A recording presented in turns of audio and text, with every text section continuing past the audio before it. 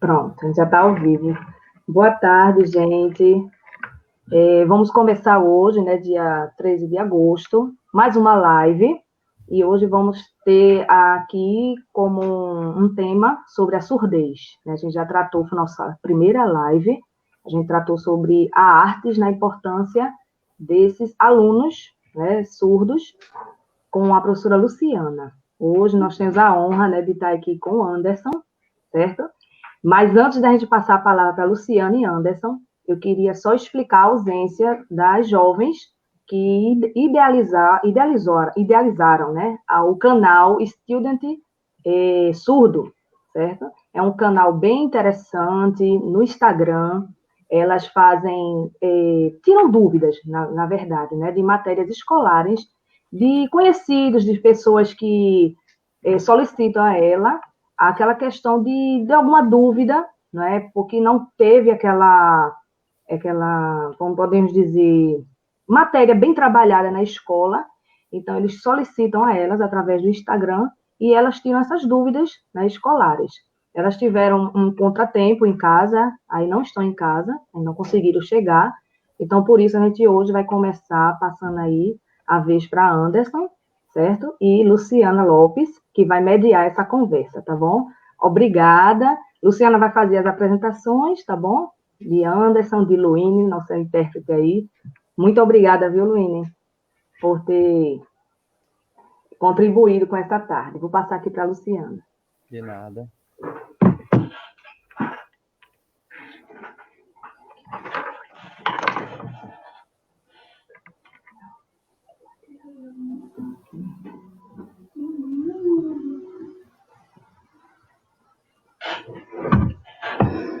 Boa tarde a todos.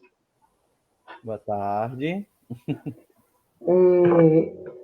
Eu sou Luciana Lopes, eu sou pedagoga com especialização, desculpa, eu não sei se Luíne lembra o meu sinal, mas o meu sinal é isso, meu sinal é esse, e eu sou pedagoga com especialização em educação especial, tenho Libras, né, e faço também o trabalho tradutor e intérprete de Libras.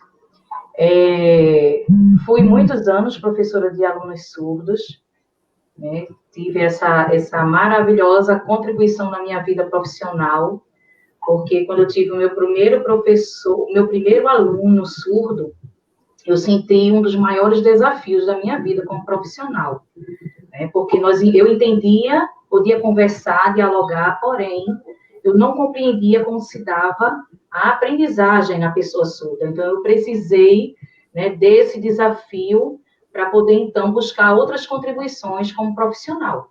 E aí eu fui estudar, participar de todos os estudos, e foi riquíssimo a aprendizagem. Até hoje, eu levo para toda a minha vida, porque a aprendizagem na pessoa surda, né, como já compartilhamos, se dá de forma visual, entendendo a primeira língua, né, Libras, mas vendo que também, né, nós temos aí um aprendizado para toda a pessoa, né, valorizando a aprendizagem visual.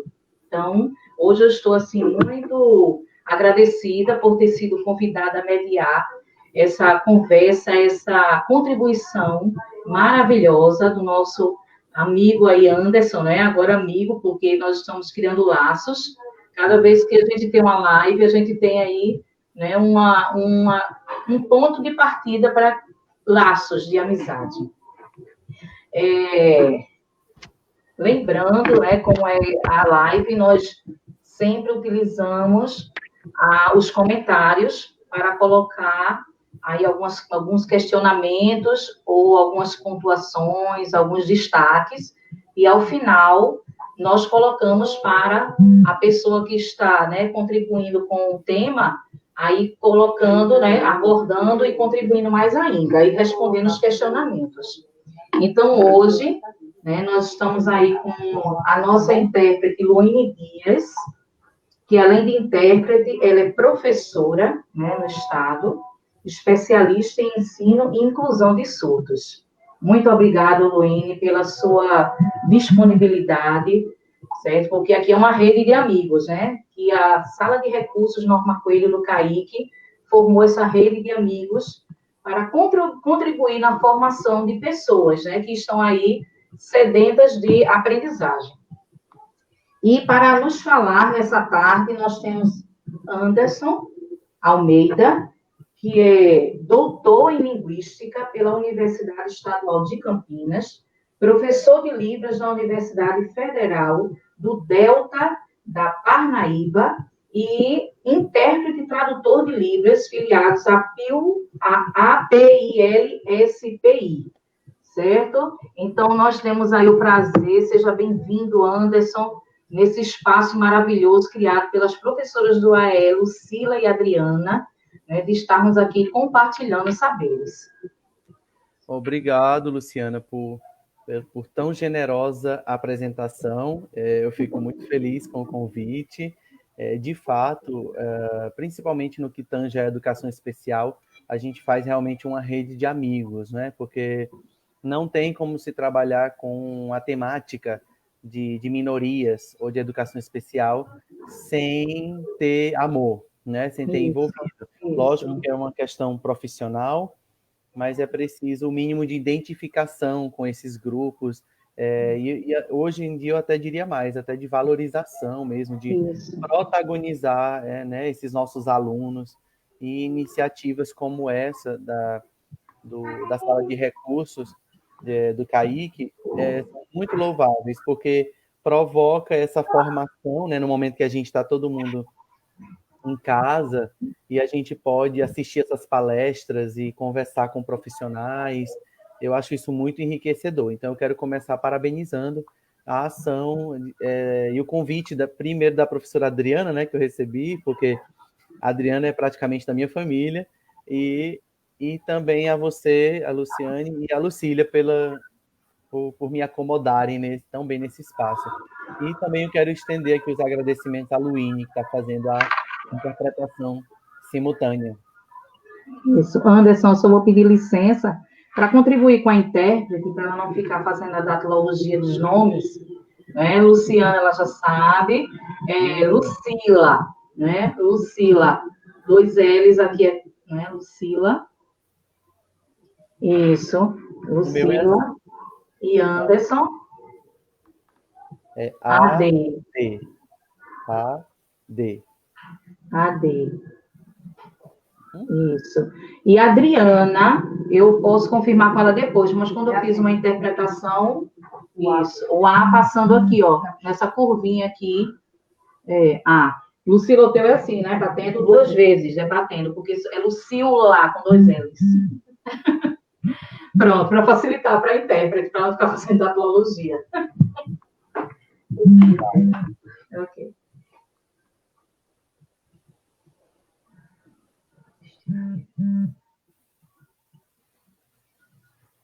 Fique à vontade, viu, Anderson, para começar. Eu já vou começar direto? Vai começar direto já você. Vamos lá. Então, hoje eu recebi esse convite, né, da Adriana, primeiramente, para conversar um pouco sobre a especificidade linguística dos surdos na questão do ensino, né? Na verdade, seria muito interessante se a gente pudesse ter ouvido as meninas falarem primeiro sobre esse projeto incrível que surge de uma iniciativa que não é pouco comum. A gente acha que isso, na verdade, não é comum, mas é. Os colegas de classe dos surdos geralmente apoiarem os colegas surdos de alguma maneira. Inclusive, muitas pessoas começam a aprender Libras porque tiveram alguns colegas surdos, né, em sala de aula. Nesse caso, eu não sei qual é a relação das meninas com a pessoa surda. Se eu não me engano, elas têm um parentesco, mas é muito interessante que agora isso tenha virado um projeto, né? Eu vi que o nome é Study Surdo, né? Isso. Então, é muito interessante que elas criem esses espaços, institucionalizem essas ações para garantir que mais surdos possam se beneficiar desse trabalho, né? Já que a questão da surdez, ela reclama condições muito específicas. Eu acho que a Luciana já trabalha na área de educação de surdos a Luíne também, sabe que a surdez... Então, eu vou começar falando um pouco sobre isso, sobre essa especificidade da surdez. A surdez, diferentemente das outras deficiências, ela tem essa especificidade porque ela é uma especificidade linguística. Então, quando a gente fala de acessibilidade,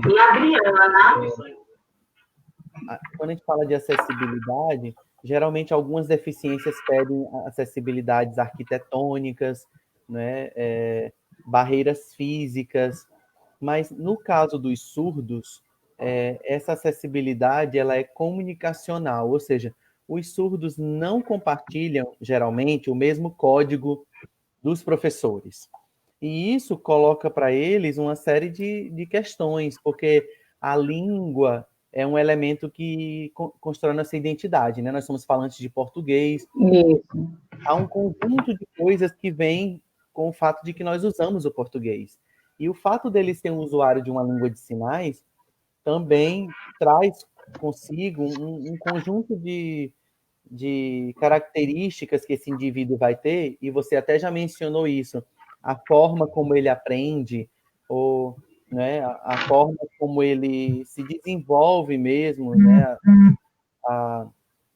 os conceitos, né, a sua cognição, né, vai ser diferente dos outros alunos. Então, isso causa um choque para a maioria dos professores no primeiro momento, porque os professores são formados nos cursos de pedagogia, ou do antigo normal, superior, agora nas outras graduações, nas licenciaturas, para trabalhar com alunos que falam português, e não que falam uma língua adicional, ou estrangeira, ou extra, né? Como queiram classificar Libras, né? Tem gente que diz que Libras é língua estrangeira, mas na verdade ela é uma língua nacional, só que ela é uma língua adicional para os professores, né?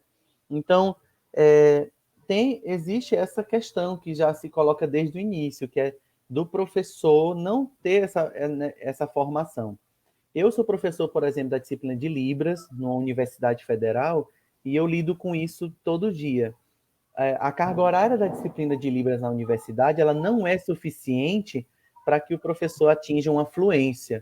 Então, basicamente, o que a gente faz na universidade é preparar o professor para duas coisas específicas, para ele ter uma formação linguística e humanística.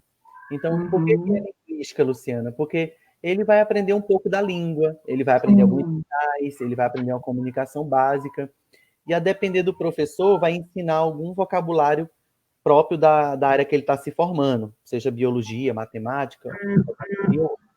Só que a disciplina também tem uma segunda função, que é importante, que é essa função humanizante, ou seja, do professor chegar em sala de aula e não ser um completo ignorante sobre possíveis alunos que ele vai ter, né, na sua sala de aula. Então, linkando com o projeto das meninas, eu acho que iniciativas como essa são respostas em função disso, de que há essa diferença linguística na sala de aula e ela precisa ser respeitada, né, de certo modo. Os alunos surdos reclamam. Eu queria também pontuar uma coisa para fugir um pouco do senso comum, né? Não existe só... Tem um barulho aí? Não existe só um tipo de surdo. Eu acho que a Luciana, a Luíne deve saber disso, né? Não existe só um tipo de surdo. Nós temos os surdos oralizados, nós temos os surdos falantes de língua de sinais, nós temos os surdos que nasceram em famílias surdas, né? E nós temos os surdos de famílias ouvintes. Ou seja, é muito difícil até para o MEC, a gente sempre fala disso, né? Que para construir a política é sempre difícil, porque se você privilegia um grupo, termina excluindo o outro, né? Ou não agradando a todos os grupos, né? Porque, de fato, tem surdos no Brasil que não se identificam com a língua de sinais. Por exemplo, tem crianças e jovens que têm somente uma perda auditiva leve. Então, esses indivíduos, geralmente, eles usam a prótese, eles vão fazer a cirurgia corretiva, eles fazem a oralização.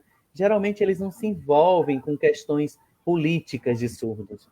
Geralmente, não são esses deficientes auditivos que vão lutar pelas escolas de surdos.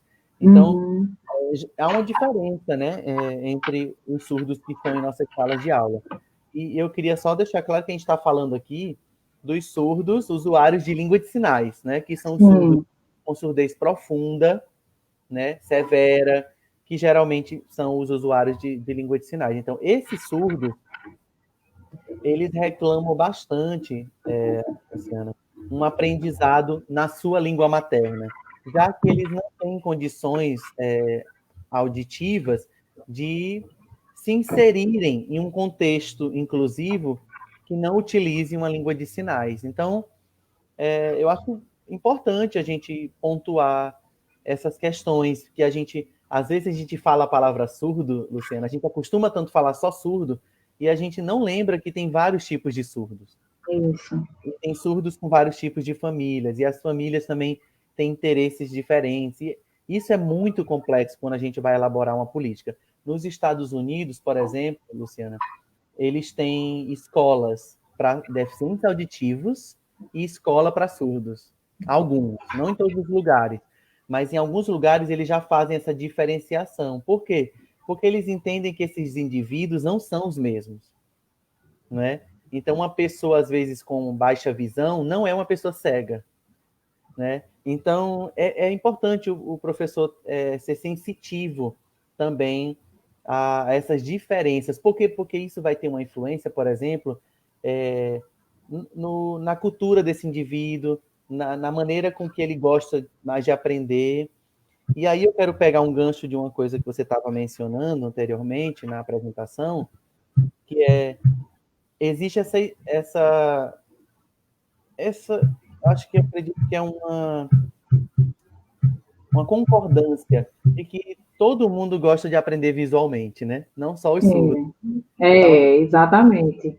que a visualidade é um recurso que não custa ser utilizado para surdos e para ouvintes. Lógico que no caso dos surdos, é uma especificidade muito maior, porque a língua dos surdos ela tem uma carga, agora eu vou usar uma terminologia da linguística, uma carga icônica muito alta, né? Então a iconicidade está muito presente dentro dos sinais.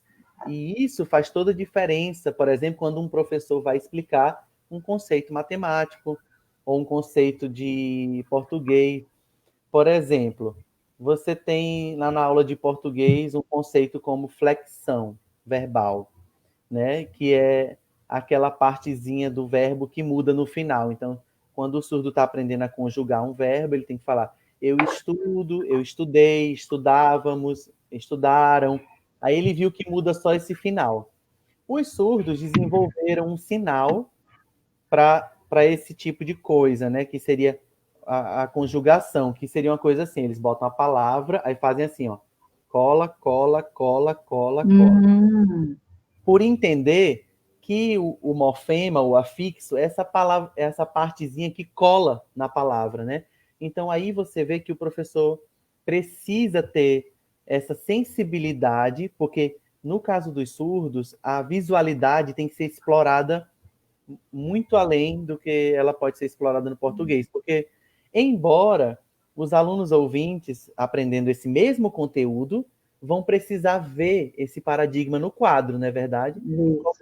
Qualquer professor de português coloca o verbo. Vamos conjugar o verbo em todas as pessoas. Eu estudei, você estudou, ela estudou, nós estudamos, vós estudaram, que nem existe mais, e elas estudaram. Mas, ou seja, você está correta quando você fala que ambos os grupos precisam da visualidade, mas no caso dos surdos, a iconicidade reclama muito mais condições específicas. Isso é uma coisa que eu gosto muito de ponderar.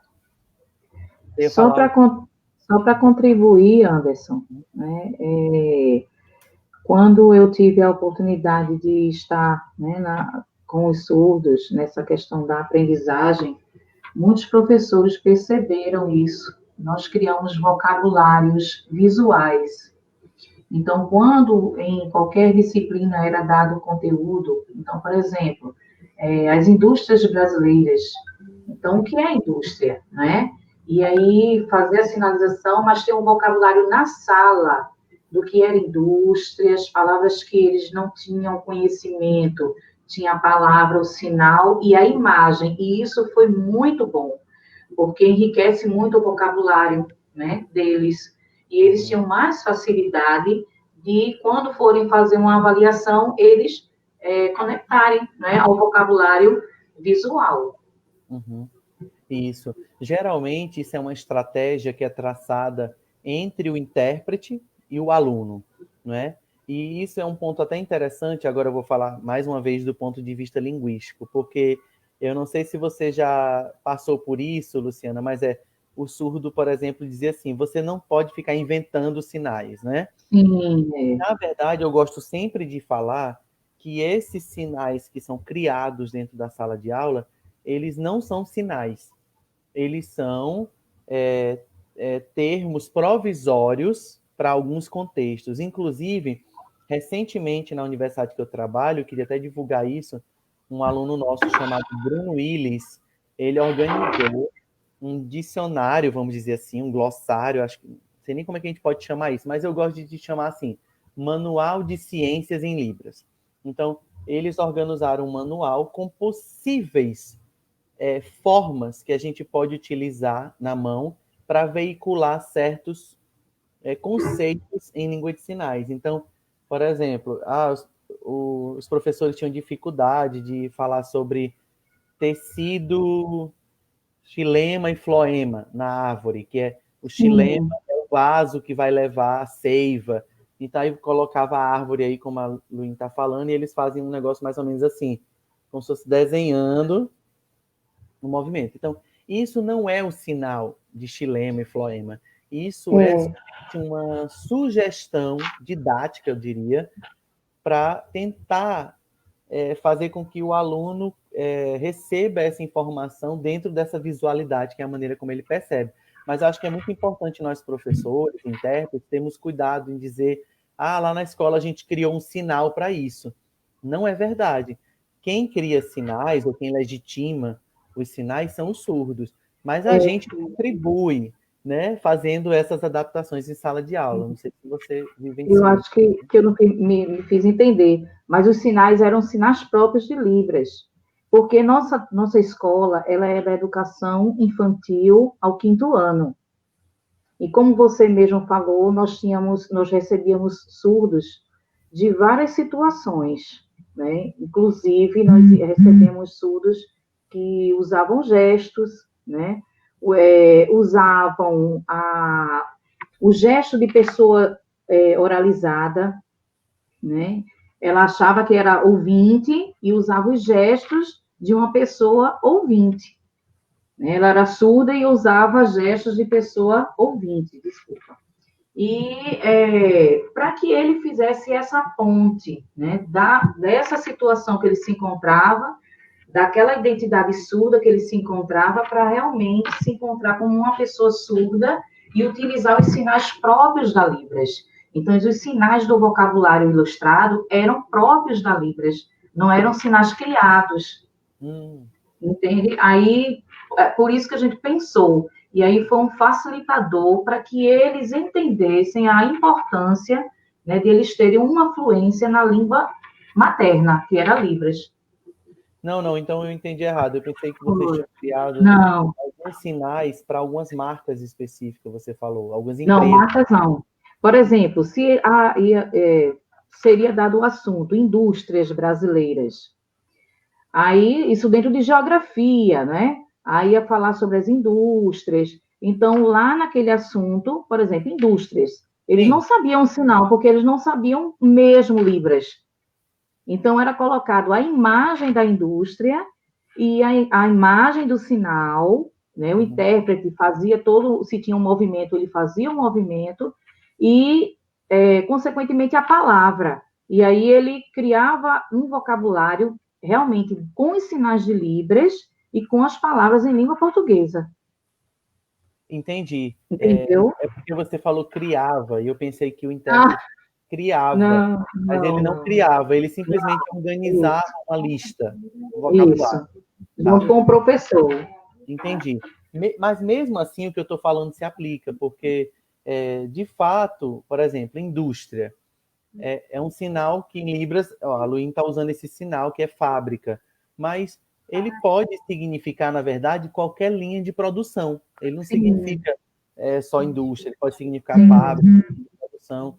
E nesses contextos, geralmente aparecem essas adaptações que eu estava falando, entendi. mas eu não entendi errado, não, assim, como se fosse uma coisa, né? Ele criar sinais, não.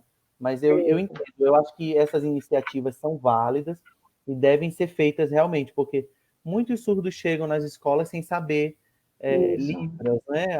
A língua nacional.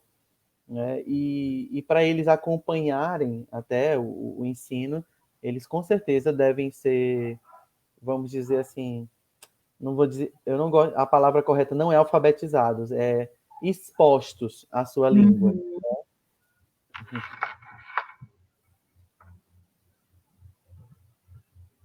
ok?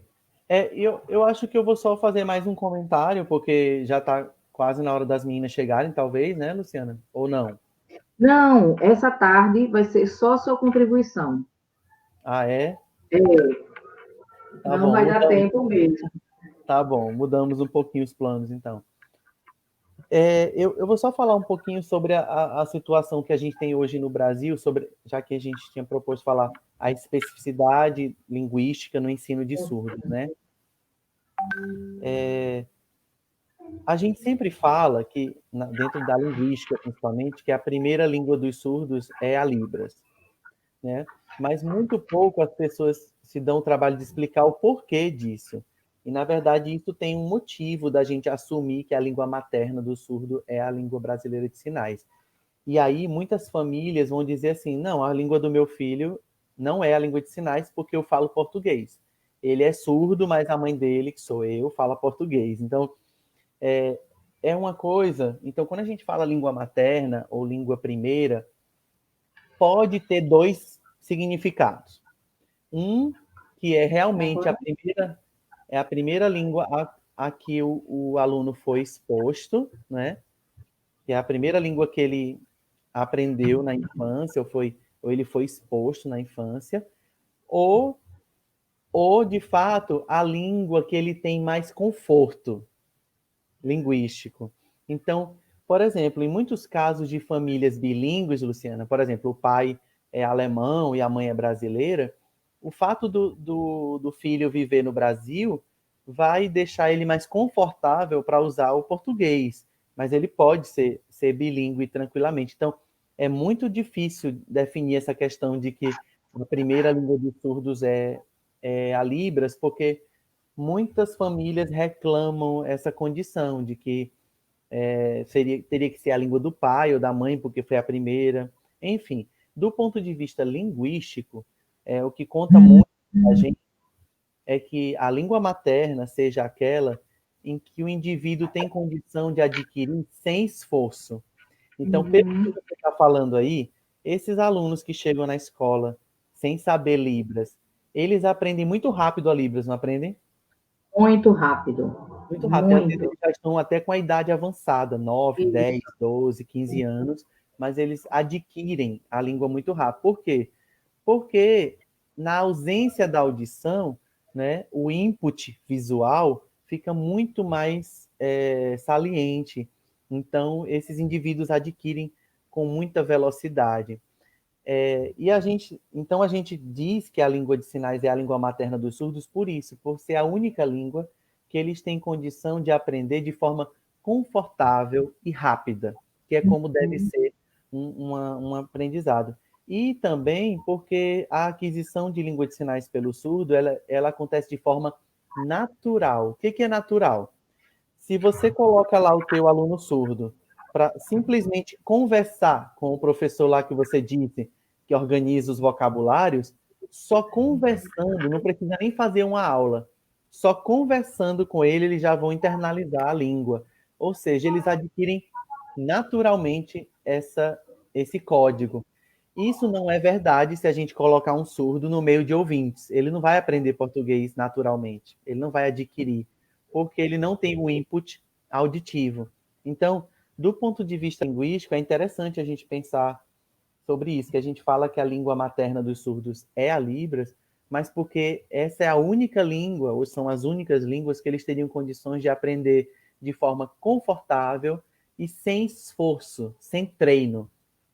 Acho que nós sabemos também que para os surdos aprenderem português, eles treinam muito, né?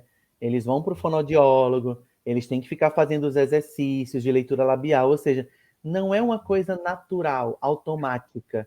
É uma coisa que leva muitos anos e, às vezes, mesmo depois de muitos anos, ainda não conseguem uma pronúncia, vamos dizer assim, igual a dos ouvintes.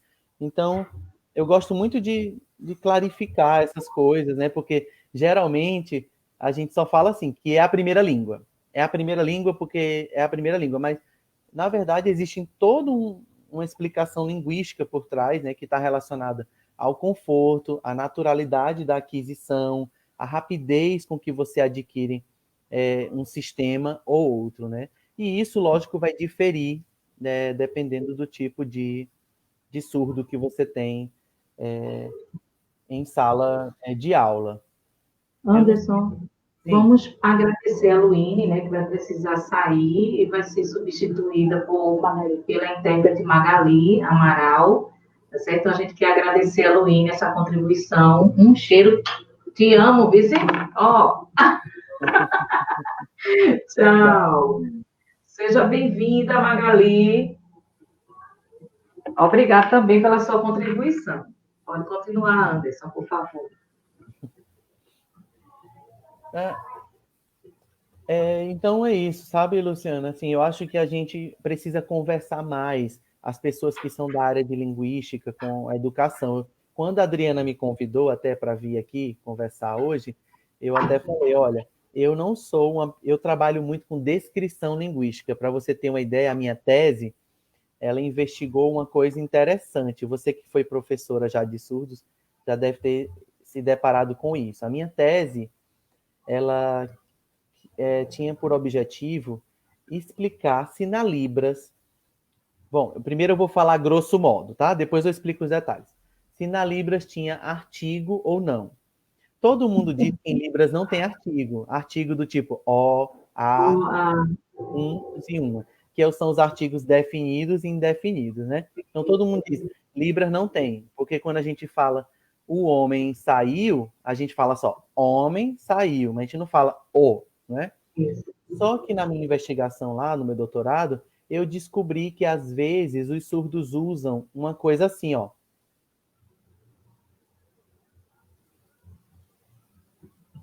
E isso não era ele, o homem saiu, era o homem saiu. A apontação, ela fazia às vezes de um artigo.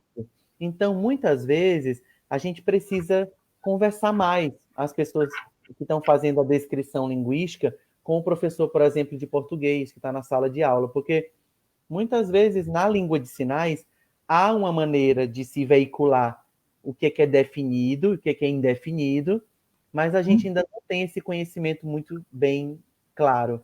Então, é por isso que é muito importante, sabe, esse diálogo entre a linguística e a educação. Aí, voltando à história da Adriana, então eu até falei, Adriana, eu não tenho muita experiência na sala de aula com alunos surdos, mas eu acho que o trabalho que eu faço como linguista, ele ajuda, sim, também os professores, porque eu posso repassar esse conhecimento, essa descrição, e a partir disso o professor começar, por exemplo, a usar isso em sala para dizer, ó, quando tu faz assim, é como se fosse o homem saiu, né? E eu vi também, Luciana, no meu doutorado, eu vou falar só isso, porque doutorado a gente faz só uma coisinha, né? Então eu trabalhei só com isso, mas é um mundo enorme, só isso. Então, por exemplo, eu vi que quando o surdo quer falar assim, um homem saiu, que é o artigo indefinido, alguns surdos usam assim, um. Mas a maioria dos surdos não usa nada, fala assim, homem.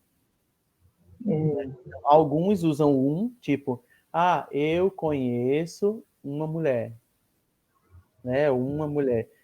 Alguns surdos usam isso, né? Entendi. Não é todos os surdos que usam isso. Então, tem diferenças, por exemplo, de surdos que têm contato com o português e surdos que não têm contato com o português, que a gente poderia dizer os surdos monolíngues e os surdos bilíngues, né? Então, eu acho importante assim que esses estudos que a gente faz da gramática, de língua de sinais, cheguem também à escola. Hoje no Brasil a gente tem um problema muito grande que é relacionado à divulgação científica. A gente não faz divulgação científica. As coisas que se descobrem nas universidades, às vezes não chegam na escola. Demora muito tempo para chegar na escola, né? Então, eu não sei se você concorda, né, com isso, que a gente precisa mesmo desse. A gente precisa, porque, Anderson, desculpa, Magali, meu sinal é esse, tá? Magali entrou e a gente não explicou. Meu sinal é esse aqui, Luciana, tá? E o meu é assim. E o de Anderson é AD no ombro. AD, descendo. Ok? Sim, Anderson, a gente precisa, porque quando eu iniciei, né, esse trabalho com os alunos surdos, como eu falei antes, eu não tinha compreensão como se dava a aprendizagem. Eu precisei estudar. Então, eu fui procurar grupos de estudo na Universidade Federal de Pernambuco e eu fiz um grupo de estudo com Vilma Pastor, né? Vilma Pastor, sinal dela. E também com Jurandir, né? Que hoje é padre Jurandir, que é um R, né? O sinal na testa, Jurandir. E é muito importante a gente conseguir entender a parte linguística, como se dá essa apropriação, porque é uma língua diferente, nós aprendemos muitas vezes a falar, mas a linguística nós não compreendemos. Então, é importante o professor entender para poder também contribuir nessa aprendizagem do aluno. Né? Sim. E de uma forma que haja realmente e as coisas que estão sendo produzidas na academia não fiquem tão elitizadas, entendeu? A gente democratizar o acesso mesmo com os achados, entendeu? Do que está sendo feito na academia. Porque muita gente, às vezes, quer diferenciar, né? O professor universitário ele tem um status, e o professor de sala de aula. Na verdade, não é isso. Eu valorizo muito e é de lá que a gente aprende a maioria das coisas, porque que é na ponta, na sala de aula, porque é o professor que está lidando com o aluno surdo que identifica os problemas. É lá que os nossos alunos das universidades vão criar os problemas deles de TCC, de pesquisa de mestrado. É a partir da escola que surgem os questionamentos e as respostas também para muitas coisas que a gente está procurando desvendar, né, sobre o ensino de surdos, né? Eu não sobre o Enem, assim, eu acho que para eu finalizar, né? Não sei se vão ter alguém que vai perguntar, se tem algumas perguntas, se alguém disse alguma coisa, mas sobre o Enem, eu quero fazer esse breve comentário que começou no passado, né? A tradução da prova do Enem. Eu acho que foi um processo muito longo, sabe, Luciana, e árduo. A gente vive numa sociedade que tem dificuldade de dizer assim, de dar o direito mesmo para as minorias. A gente é uma sociedade que tem dificuldade, porque elas entendem isso como privilégios. Então, as pessoas entendem cota como privilégio, as pessoas entendem a tradução do Enem como privilégio. Então, a primeira coisa que as pessoas falaram no começo, quando os surdos chegaram lá no INEP dizendo que queriam a prova em Libras, foi assim: mas como que você vai estudar na universidade se você não sabe português? Né? Então, antes das pessoas criarem condições, às vezes, de acessibilidade, elas já colocam uma barreira. Então, não é verdade que para o surdo estudar na universidade, ele precisa saber o português fluentemente. É desejável que ele tenha. É importante que ele saiba português escrito. Mas isso não é... Se ele não usar o português, ele tem uma língua também. Ele pode aprender, entendeu? Então, não é um motivo de exclusão. Então, eu gostei muito, porque a prova do ano passado foi traduzida só por surdos, só são tradutores surdos traduzindo a prova. Se você olhar, são pesquisadores surdos muito conhecidos no Brasil. Se eu não me engano, só uma professora é ouvinte, na prova. Então, isso é muito interessante porque o surdo, como ele já tem essa experiência visual no corpo, ele traz toda aquela visualidade para a tradução da prova também, né?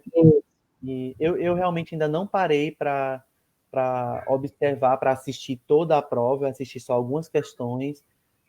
E aí, linkando com o tema das meninas, que agora vai ficar para outro dia, né? Eu acho muito legal e importante que... Bom, deixa eu usar palavras mais técnicas. Eu acho realmente fundamental que o Brasil tenha reconhecido a especificidade linguística dos surdos num certame tão importante e que dê direito aos surdos concorrerem em pé de igualdade com os ouvintes, né, às vagas das universidades. E Isso. nós começamos de um jeito certo, vamos dizer, porque os tradutores surdos foram protagonizados, né? Talvez se eu ou você fôssemos fazer a tradução do Enem, a gente pensaria logo em ouvintes. E eu não sei quem foi que teve essa ideia, mas foi uma ideia brilhante, porque falando agora um pouco sobre interpretação, tradução, que é uma área que eu também gosto, a gente sabe que hoje a gente reconhece a importância de tradutores surdos, porque eles têm estratégias de nativização do texto. O que é isso? Eles deixam o texto mais parecido de como eles próprios fariam, né? Exato. Você é intérprete, sabe? Às vezes a gente faz, mas não é do jeito que um surdo faria, né? Comento muito com Lucila.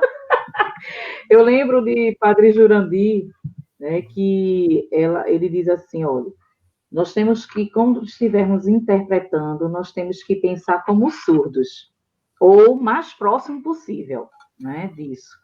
Então, ele deu um exemplo. Por exemplo, diz assim, o copo está em cima da mesa. Então, se eu for interpretar, né, como ouvinte, eu vou fazer o copo em cima da mesa. Só que para o surdo, né, visualmente isso não vai funcionar, porque ele vai dizer, ele vai pensar o copo caiu, porque a mesa veio depois, né? E na verdade o intérprete, na sua rapidez da interpretação, ele tem que pensar em primeiro formar o que segura o copo, a base, que é a mesa, e o copo está em cima da mesa. Então, eu lembro muito dessas dicas, né, dessas pontuações assim de Padre Jurandir. E aproveitando, Anderson, que você está falando sobre o Enem, né? Se você ainda não concluiu, mas já emende aí com esse meu questionamento sobre a questão da correção da redação, né, em relação aos surdos. Como está essa nova proposta aí no Enem, concursos, como é que está se organizando? Tá. Eu vou falar então da experiência que eu conheço, que é da universidade que eu trabalho. Mas Certo. eu acredito sim que ela se estenda para o que está acontecendo hoje no Enem, até porque a tendência é de que todos os vestibulares sejam gradualmente substituídos, né, pela prova nacional. E o que é que acontece? A UFPI, a Federal do Piauí, Piauí, assim, ela, ela tinha já um, um grupo de corretores especializados para as provas das pessoas com deficiência auditiva, porque eles sabiam que as pessoas estavam ali fazendo uma prova de segunda língua e não de primeira. Então a correção já era feita assim. Por exemplo, tem dois critérios muito famosos na linguística, que é a coesão e a coerência textual, né? E no caso dos surdos, a prioridade é da coerência e não da coesão. Porque muitas vezes os surdos não colocam muito elementos ligadores das palavras, mas se você olhar o texto por completo, ele é um texto coerente, né? Então, por exemplo, poesias. Muitas poesias são palavras soltas, então significa que elas não têm tanta coesão. Mas no final, quando você lê, você sente que veio uma informação para você, ou seja, aquilo é a coerência. Então, na correção das provas de surdos, a gente priorizava, né? Eu digo a gente, mas não era eu que corrigia, são professores especialistas, a coerência e também valorizava mais a questão da informação semântica do que necessariamente a ortografia ou a questão gramatical, né? Eu já fiz isso, por exemplo, em concursos, né? Eu já fui banca de concurso para professor de Libras da universidade e nós corrigimos provas de professores surdos. E já aconteceu de professores surdos passarem e ouvintes reprovarem. E os ouvintes, né, às vezes até diziam assim, mas como que ele passou se a gente fez uma prova em português e a minha língua? Então, muitas vezes você tem uma escrita, mas é como, vamos usar aqui um fala popular, encheu linguiça, né? E aí você não chegou numa informação. Você escreveu muito, você sabe português, mas você não tem conteúdo, informação. E muitas vezes o surdo, naquela maneira de escrever a sua segunda língua, tem muita informação. Então, eu concordo, acho correto. Tem muitas iniciativas no Brasil, por exemplo, editais já por exemplo, da UNB, que é assim, sinal, UNB, e da UFSC, que é a Federal de Santa Catarina, ele já tem editais, por exemplo, de pós-graduação só para surdos, né? Então, os surdos fazem o português como segunda língua, mas eles fazem prova de Libras como primeira língua, né? E isso, trazendo para a nossa realidade, vamos dizer, do ensino básico, é verdade também em alguns contextos, né?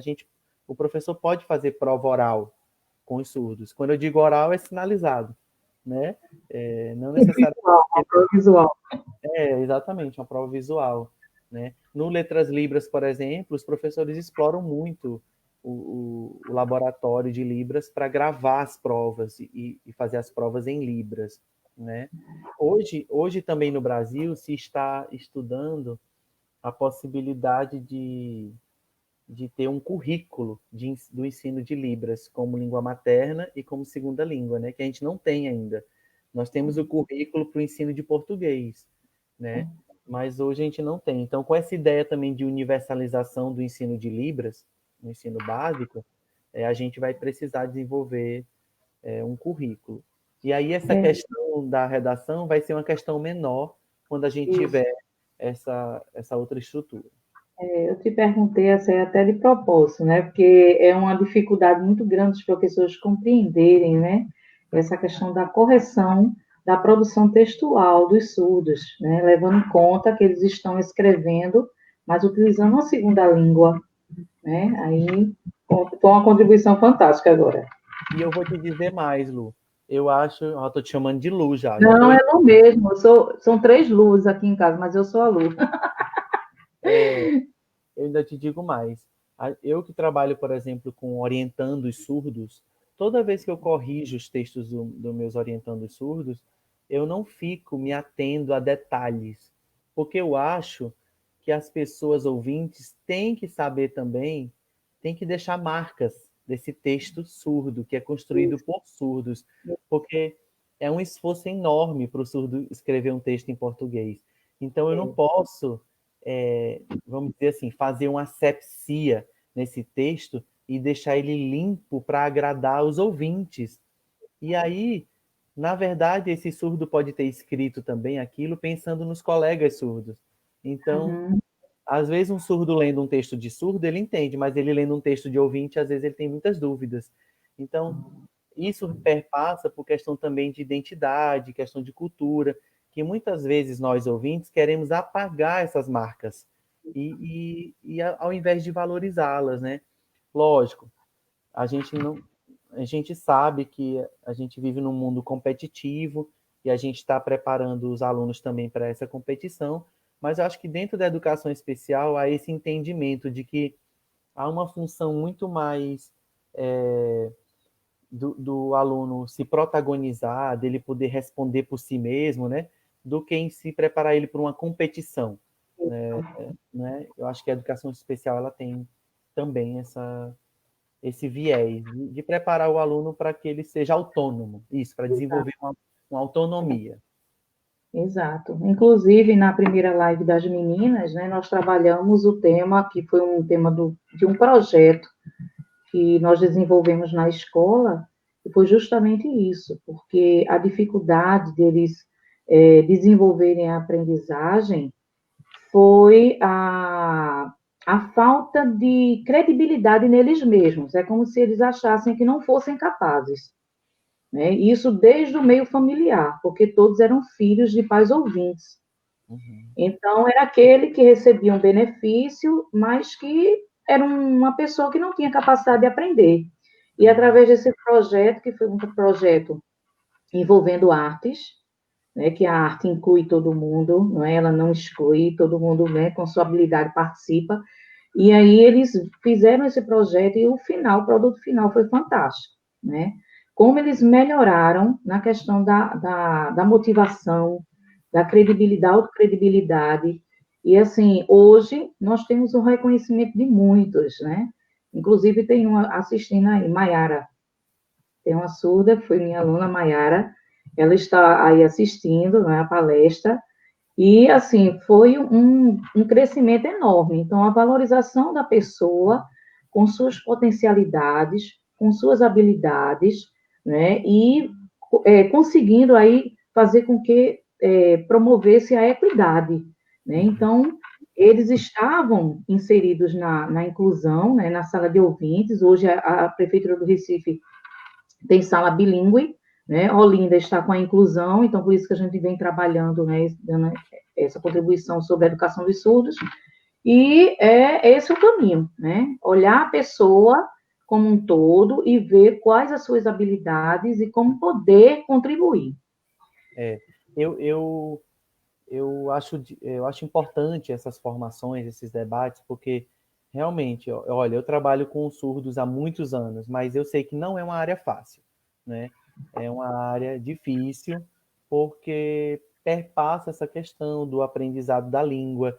E veja, quando você aprende uma língua, no começo você tem um medo muito grande de errar nessa língua. Certo. Aí você vai ter que ir quebrando essas fases também, né? Da, do medo de não As ser, atitudinais, medo não de é? não ser aceito dentro da comunidade porque eu não falo bem ou eu falo mal. Então, há um desafio muito grande assim dentro do ensino de surdos. Mas eu acho as iniciativas muito efetivas, como você está falando, Luciana. E aí pensando realmente também o que é que eu posso oferecer para o meu aluno e o que é que ele almeja também, né? Procurar conhecer os sonhos dele, né? Então, é como você está dizendo, às vezes eu chegar para o aluno na escola e perguntar qual é o sonho dele, ele não vai falar, mas uma atividade de arte ou de alguma coisa, ele deixa, né, entrever o que é que ele queria ser no futuro, o que é que ele imagina ele há alguns anos. Então, uma coisa também que eu tenho muito preocupação, né, nessa questão linguística dos surdos é com o atraso na aquisição. Então, por exemplo, quando um surdo é identificado hoje numa maternidade no Brasil, o protocolo do SUS recomenda somente a protetização e o implante coclear, mas não recomenda as línguas de sinais. Nós não temos centros de estimulação precoce em Libras no Brasil, nós não temos creches bilíngues no Brasil. Então, isso cria muitas vezes que o sistema educacional quer colocar para um aluno que não teve o acesso à língua de igual a um ouvinte que teve acesso à língua. E isso cria muitas dificuldades da gente fazer esse nivelamento dentro da escola. Então, hoje uma crítica que eu faço é ao sistema de saúde. A gente tem que definitivamente na questão da educação especial trabalhar integrado com a saúde, porque você sabe, os nossos alunos de educação especial, eles não precisam só de educação, eles precisam de atendimento médico também. E, e aí, se o discurso médico não mudar sobre as línguas de sinais, pouquíssimo nós vamos evoluir, porque os surdos hoje no Brasil, olha, tem um estudo mostrando que a idade média de detecção da surdez no Brasil é 5 anos de idade. É, Quando os pais vêm cair na real, vamos dizer assim, que os filhos são surdos, é de 3 a 5 anos de idade, é muito tarde, muito né? tarde. E aí, com 3 ou 5 anos de idade, você tem filha, Lu? Tem? Tenho 4. Pronto. Com 3 ou 5 anos, você sabe, seus filhos já falam, Exato. né? Então, assim, não tem como a gente criar uma equivalência de uma criança que nunca adquiriu uma língua e de uma criança que É diferente. foi exposta desde a barriga, praticamente, né? Então, hoje a minha crítica é essa. Muitas vezes eu falo até assim, eu acho que eu estou perdendo meu tempo estudando língua de sinais, porque 8.000. o SUS acha que língua de sinais não serve para o ser humano, né? Mas a gente precisa mudar essa realidade. Juntos nós precisamos ser vigilantes e resilientes, né, como Exato. profissionais, para continuar lutando para que cada dia mais os surdos tenham suas especificidades linguísticas reconhecidas. E aí, se o surdo começar lá do comecinho a adquirir a sua língua, vai facilitar muito na escola, né? Pois bem, Anderson, nós vamos agora destacar, certo? As perguntas, os questionamentos. O primeiro destaque é da nossa técnica da divisão de inclusão, Rosiane Lima. As especificidades de cada surdo vai influir diretamente na aquisição e fluência da Libras. Você acabou de, né? Obrigado, a Rosiane, pela pergunta maravilhosa. Pelo que eu sempre falo com base na ciência, né? Nesse momento que a gente vive, que as pessoas tendem a negar um pouco achados da ciência, é importante a gente sempre falar isso. O que é que a literatura fala? É que vai ter diferenças e vai ter influências, sim, né, na aquisição. Então, se o surdo não tiver acesso à língua de sinais na idade típica, ou na idade cediça, né, que a gente chama, que seria do zero, da idade zero até no máximo, estourando já a puberdade, que hoje as crianças estão na puberdade já com 11 anos, né, 10, 11, 12 anos, se a criança passar desse período sem adquirir uma língua, ela vai com certeza apresentar alguns déficits cognitivos, né? Tem vários testes mostrando que surdos que têm aquisição cediça ou típica diferem de surdos que têm aquisição tardia, no que se refere, por exemplo, ao entendimento da sintaxe espacial, a organização das coisas, o uso de classificadores, o próprio vocabulário. Então, eu acho que é uma questão urgente a gente começar a pensar no ensino fundamental menor mesmo, na creche, né, usando já a língua de sinais, sem tradutor, nessa idade, só mesmo com um adulto que sinalize, né? Porque, pelo que a gente sabe cientificamente, tem influência se ele passar, e aí adaptando também para o que ela estava perguntando, né? O perfil do surdo tem influência na aquisição e na fluência? Sim. Então vai depender se ele é filho de pais ouvintes, se esses pais ouvintes são abertos a aprender uma língua de sinais ou não, se ele é filho de pais surdos, se esses surdos sinalizam ou não, porque ainda tem isso. Tem uma questão que é muito interessante, por exemplo, hoje está na moda a gente falar desse negócio de lugar de fala, né? Você já ouviu falar? É tipo assim, você não pode falar isso porque não é o seu lugar de fala. Mas tem muitos surdos que às vezes me parecem, eu não estou julgando, que não falam pelo lugar de fala da maioria dos surdos.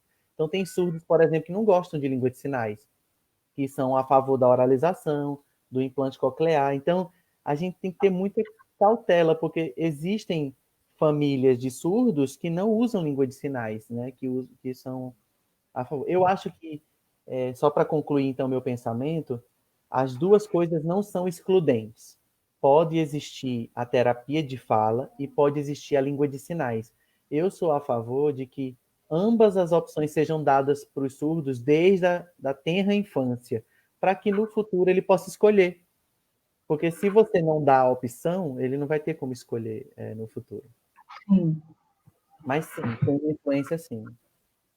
Vamos agora para o segundo questionamento. Helena Figueiredo. Leitura do texto de um aluno surdo, nós ouvintes precisamos aprender.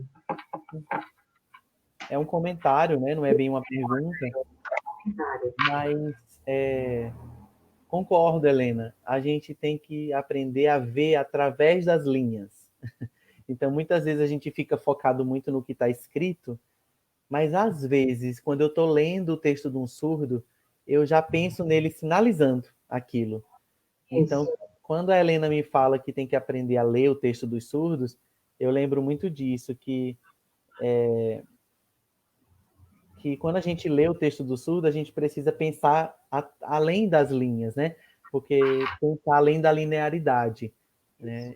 E pensar de como ele sinalizaria aquilo, né? Então, por isso, muitas vezes as coisas que estão lá na escrita dos surdos, às vezes elas refletem o contato dele com o português, mas às vezes elas refletem coisas que são próprias da Libras, né? E uma adição aqui, mais da parte da linguística, é que, assim, todos nós, ouvintes ou surdos, temos uma dificuldade, depois que a gente passa da idade, a gente vai ficando velho, de aprender uma outra língua. Não é verdade, Luciana? Verdade verdadeira. Quando a gente é criança, a gente aprende com mais facilidade, porque o É, muito fácil. está com aquela fase da plasticidade cerebral, você consegue aprender 2, 3, 4 línguas. Tem crianças que vivem até com 4 línguas em alguns contextos. Mas quando a gente vai ficando mais adulto, tem uma dificuldade da gente aprender línguas estrangeiras, né? Isso está ligado a questões mesmo neurológicas, né? E aí isso me faz lembrar que quando os surdos estão escrevendo em português, eles também têm dificuldade de aprender português, que é uma língua estrangeira para eles. Ou seja, essa dificuldade que os surdos têm não é só deles, é nossa também. Né? Quando a gente tenta escrever um texto em inglês, a gente erra muito, principalmente no começo, porque é uma língua estrangeira. Então, eu acho que a gente tem que também se colocar um pouco no lugar do surdo quando estiver lendo o texto dele, para pensar, e se eu estivesse escrevendo em inglês, será que eu não ia errar também? Uhum. Então, se a gente começar a pensar que eles estão escrevendo numa língua estrangeira, a gente começa a compreender também por que certas coisas aparecem. É compreensível, né, Anderson, quando nós, ouvintes, vamos aprender Libras também. Nem todo mundo consegue aprender, né, uma nova língua. Tentem aprender alemão, inglês ou qualquer outra língua. Assim também são os surdos, né? Eu trabalhei com 10 surdos e nem todos aprenderam língua portuguesa, porque eles não têm habilidade para a linguística, né? Porque você tem que ter uma habilidade, né? E aí você não tem, e aí você não consegue. Então também a gente tem que ter essa compreensão. Nós temos uma dificuldade, sabe, Luciana, muito grande de refixar as coisas que nós já fixamos. Isso. Então é assim, se aquilo já tem um valor para mim, é muito trabalhoso, é muito custoso para mim refixar um valor que eu já tenho. É por isso que a gente tem que valorizar muito o trabalho dos tradutores, porque eles lidam ao mesmo tempo com duas línguas que têm uma estrutura completamente diferente e eles são pessoas que estão abertas para refixar esses valores e fazem isso com uma agilidade enorme, né? O que a Magali está fazendo agora, ela está escutando em português e ela está escutando um monte de informação, um monte de estrutura, mas ela está retendo e repassando somente aquilo que ela acha que é conveniente para a segunda língua, né? Ou seja, é um trabalho muito grande, cerebral, vamos dizer assim, de refixar valores. Aí nós temos agora uma colocação também de Rosiane Lima. Verdade, Helena, ela reforçando, né, a fala de Helena, e mais investimentos na formação dos professores de língua portuguesa para uma melhor compreensão disso. Né, realmente, essa questão da formação, a gente pode até destacar aí, né, como você estava falando no início, a importância do professor compreender para, na prática, ele ter mais facilidade, né? Ver lá na faculdade, na universidade, para poder estar atuando na sua prática pedagógica. E agora eu vou falar um pouco sobre os professores universitários. Eu acho que a responsabilidade é nossa mesmo, porque é nós que estamos nas universidades para fazer pesquisa. Então a gente tem que ter esse diálogo com os professores, porque o professor que está na sala de aula, ele mal tem tempo de preparar a aula, né? E é difícil ele ter tempo suficiente para ir para a universidade, encontrar o que está sendo descoberto, né? O que tem de novo. Eu sonho um dia elaborar alguma coisa na área de ensino de língua portuguesa para surdos, quando a gente tiver a gramática da Libras um pouco mais descrita, porque eu acho que isso ajudaria muito os professores né, no ensino de língua portuguesa, como a Rosiane está falando, a dar exemplos em sala de aula. né? A mostrar, ó, isso aqui em Libras é assim em português, porque é assim que a gente faz. Mas qual é o problema hoje com o ensino de Libras, Luciana? É que a gente ainda não tem uma descrição da Libras. Então, se você não sabe como essas coisas funcionam em Libras, é muito difícil você dar o exemplo em português. Em inglês, não. A gente diz assim, ó, em português é assim, em inglês é assim, porque a gente já tem uma descrição do inglês. Mas em Libras, a gente ainda precisa de muitas pesquisas. Então, isso dificulta muito o ensino de português, porque não tem uma descrição ainda gramatical completa. Entendi. Mais uma vez, Rosiane Lima, né, ela coloca aí à disposição a luta. Estão ganhando mais força aí com a gerência, né, de inclusão, a divisão. E uma contribuição chegou agora, uma experiência, na verdade, né? Ela vai narrar uma experiência. Tinha um aluno surdo que, desde os 3 anos de idade, que frequenta a escola, teve todo o acompanhamento de aulas específicas de Libras, sala regular e AE, e ainda está em processo de alfabetização, acredito em língua portuguesa, né? Ele está no ensino médio hoje. Sim, aí tem que avaliar, né, se Isso, hoje ele está no ensino médio e apesar de ele não dominar bem a escrita, né, do português, né, talvez é isso que ela está chamando de alfabetização, ele se comunica com fluência na sua língua materna, né? O fato é que é muito importante que o surdo tenha primeiro sedimentado a sua língua L1 para que ele possa, a partir dela, desenvolver uma segunda língua, porque é muito difícil uma pessoa aprender uma segunda língua sem ter uma primeira, quando isso não é feito na infância. Já na infância, né? Mas que bom que ele conseguiu ter essas aulas de Libras, né, na escola, porque eu reconheço também o trabalho dos professores, não é fácil achar um momento para que a gente possa fazer essa aula de Libras com o aluno, porque ele tem as aulas já, o conteúdo, né? Esse momento do AE, às vezes pega um pedacinho ali para ensinar Libras, então os professores fazem um malabarismo imenso, assim, para dar conta de que eles tenham a aquisição da língua, né? Gente, foi muito bom hoje à tarde, viu? Porque, Anderson, faz um tempo que os surdos saíram da escola, porque lá a escola, no caso, era inclusão, né?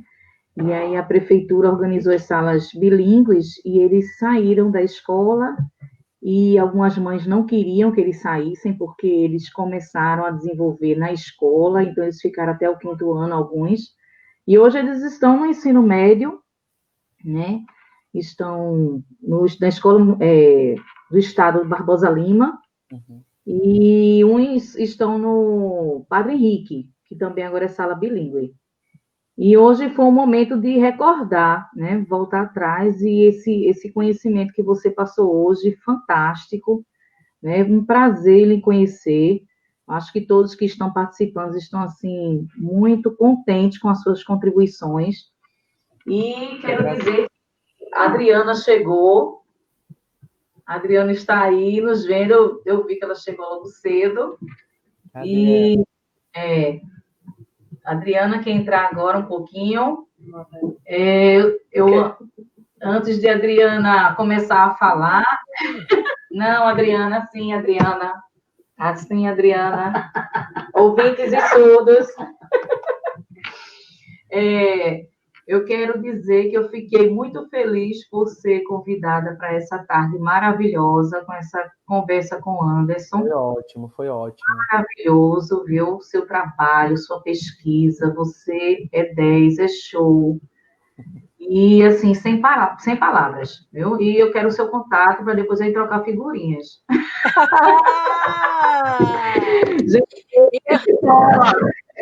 Eu estou aqui explodindo de orgulho. Agora, a Adriana me viu pequenininho, eu não sabia nada de língua de sinais. Eu estou explodindo de orgulho. Mais orgulho ainda, tem alguém aí em casa deve estar feliz demais de estar vendo nós dois aqui A juntos. mãezinha. É ela mesma. Anderson, obrigada. Magali, minha querida, muito obrigada. Meu sinal é esse aqui, viu? Olha. Muito obrigada mesmo por você ter aceito, né? Luíne também. Olha aí as irmãs. São 3 Lu, não, são 4, que tem Dona Lúcia também. Né? Lúcia, Luciana, Lucila e Luci. Coitado de seu Luiz. É todo mundo da educação especial, é as 3. As três são professoras. E a mãe são professoras.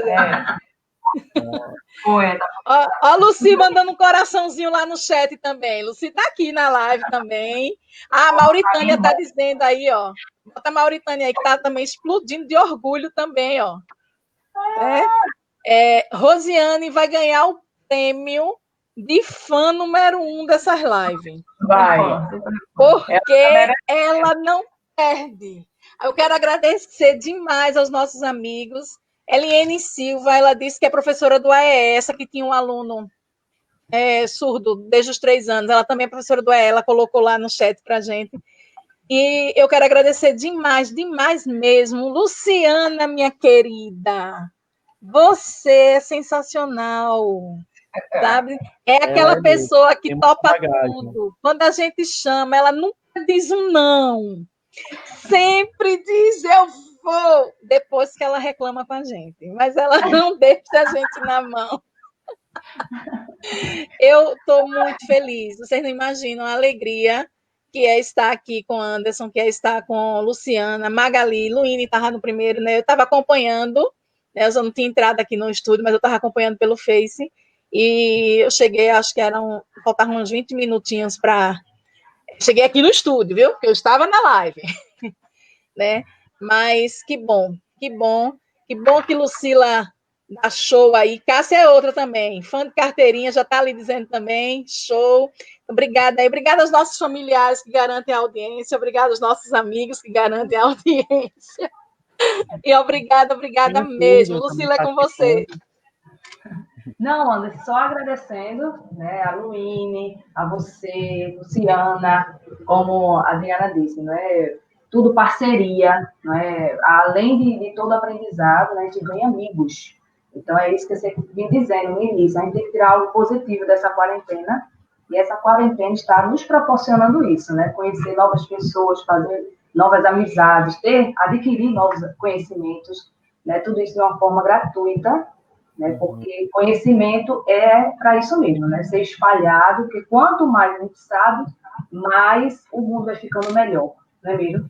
Então, foi ótimas as colocações, né, principalmente quando você falou da adaptação, quando você disse que surdos não é só a perca, né, auditiva, mas são vários. Então, é isso que a sala de recursos sempre trabalha com os professores, né, de sala de aula, que olhe seu aluno como um aluno único, né? Então, ele vai adaptar de acordo com aquilo, não adaptar pela surdez.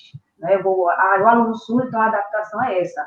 Então, eu vou aplicar com outros, não. Cada um tem sua história, cada um vem com sua carga emocional, né? Seu lado afetivo, tudo isso leva, né? E a questão também sobre as creches, né? Que eu sou de creche também, da Rede Recife, e a gente tem essa deficiência ainda, né? Tem uma creche bilíngue, porque as pessoas pensam muito isso, né? Os implantes, as coisas, querem trazer uma normalidade, né, para aquela criança, enquanto ela perde tanto tempo a aquisição dessa parte linguística, né? E a gente sabe que a criança de 2, 3 anos, ali é que há um aprendizado, né? Porque, como você disse, a plasticidade cerebral está naquela idade.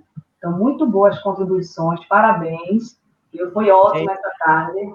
Adriana, eu estou felicíssimo com a qualidade dessas interlocutoras que você me colocou, porque a Lucília acabou de fazer um resumo da palestra, né?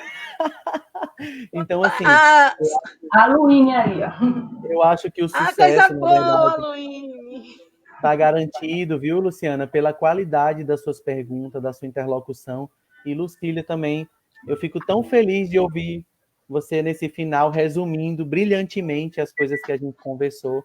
Eu acho que isso é a garantia de que foi muito bom, foi muito frutífera a nossa tarde. Foi ótimo, ótimo mesmo, parabéns. Que coisa boa. Não é fraca, não. Obrigada.